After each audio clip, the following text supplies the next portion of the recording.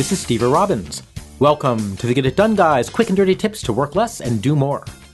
Back in the Stone Age, people used to communicate with each other by making the air vibrate, by bouncing light waves off of their faces and scrunching up their facial and body muscles. It was called having a conversation in person, and it was terribly inefficient. Now, we've taken out all of that nuance, the visual cues, the voice tone, and the effort. We use text. And since text misses all those cues, it's easily misunderstood. Plus, the conventions, such as they are, change. If you're over 25, you use text differently than a teenager. And if you're over 40, get a grip. You probably think that good writing is sexy. And to be fair, a few years ago, yes, in this wacky online world, punctuation, grammar, and spelling were basically secondary sexual characteristics. There's a reason that Grammar Girl is so popular. But now that semicolon makes you look old. People expect you to be wearing flower print sundresses and smell like non-and-all. So, here are some hints about how to text well in the modern age. Use different rules for different contexts. Writing is no longer just one thing, writing. These days, writing changes according to the context. You don't write a blog post the way you'd write an article, you don't write a LinkedIn status update the way you'd write a blog post, and you don't write a text message the way you'd write a status update. In each place, how you write determines where you are in the social hierarchy. Use the right style for the right audience, or risk being labeled a blarg hunkerer, which is slang from a generation other than yours and probably means something unspeakably insulting.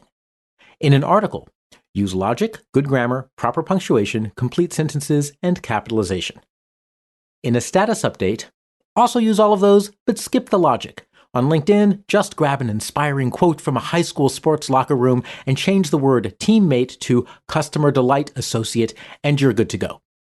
In text messages, skip everything, spell wrong, use short sentences, grammar, not, capitalization, no, optional. In text messages, punctuation is extremely important, but not the way it is elsewhere. Ending a text with a period means you're upset, or it means that you're cutting off the conversation. You actually omit punctuation to signal that the conversation is continuing. Capitalization in text messages looks prudish, and avoid dependent clauses or sophisticated grammar. Even if you're texting Grammar Girl, abbreviate words. If you're a trained writer, like I am, it will be painful. It might be physically painful, but text messages are simply different that way. Use lowercase. If you're writing a book report, you might put the title of a section in all uppercase because it looks good. But in conversational text, that is a huge no-no. At worst, all caps is interpreted as shouting, and it gives the impression of hysterical overreaction, foaming at the mouth, and generally behaving like a modern world leader. At best, it looks like you haven't figured out how to turn off your caps lock key, and neither of those interpretations makes a good impression. When you're writing complete sentences, use proper capitalization. In text messages, if you don't want to deal with shifting between upper and lower case, however, opt for all lowercase. Use emoticons to express quick emotion.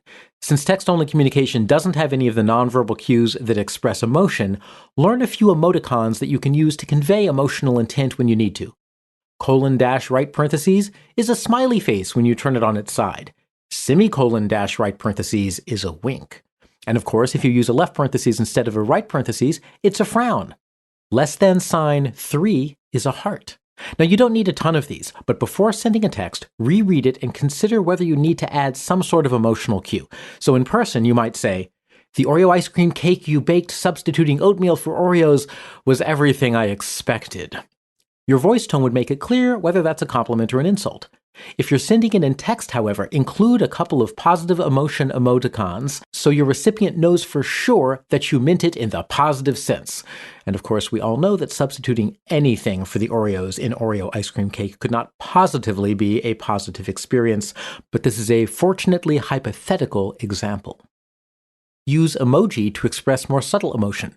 In addition to emoticons, you can use face emoji. Those are little cartoon faces and icons.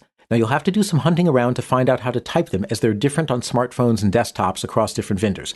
But just Google, "how do I type emoji on," and then the name of your smartphone or your desktop, and you'll find out.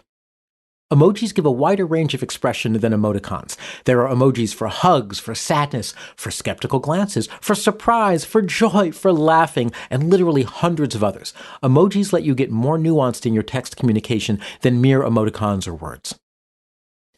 And most recently, use reactions. Reactions started on social media as just simple likes, but they've started to transition to texting as well, and they have a much wider range of things to choose from than just liking. On the iPhone, for example, you can tap a text message that someone sent, and you can send a reaction. It can be an exclamation point, or a thumbs up, or a thumbs down, or a laugh, or so on.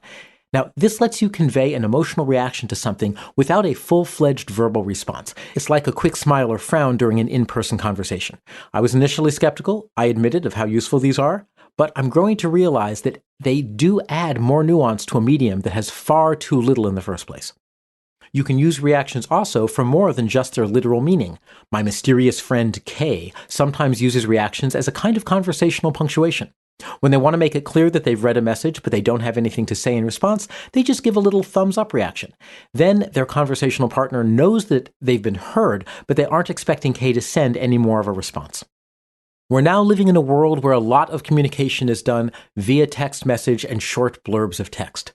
Make sure that you understand the context in which you're writing and use the appropriate forms of text. And the shorter the message, the more informal, the less punctuation, the less capitalization, and the more the need to add emoticons and emojis so that you get the emotional nuance through other channels.